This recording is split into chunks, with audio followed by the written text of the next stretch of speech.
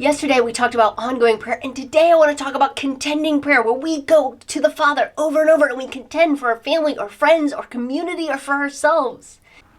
And Jesus talks about this in Luke 18. He tells this parable about the persistent widow, and he starts the parable by saying, I'm telling you this parable to the effect that you should always pray and not lose heart. And then he goes on at how the persistent widow continued to go to the judge until she wore the judge down. And he says, hey, continue to go, continue to be persistent, continue to fight the battle spiritually. We get to come to the Father, and there are times and places that we need to contend.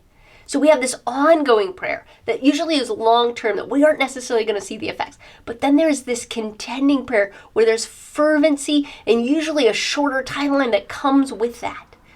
I remember years ago, my community started to experience more violence than I had ever seen. And I had been in the community for a long time. And I had been praying, and it was kind of during COVID. And so in the fall, I decided to gather a group of people who loved our community to contend, to pray over our community for the violence that we had been seeing.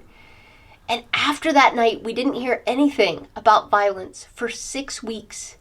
And I tell you that because there is a contending when our hearts align and we come together and we can contend for those around us. We have this privilege and opportunity. And Jesus even encourages us to continue to come to the Father about these things that are so pressing on our heart and mind.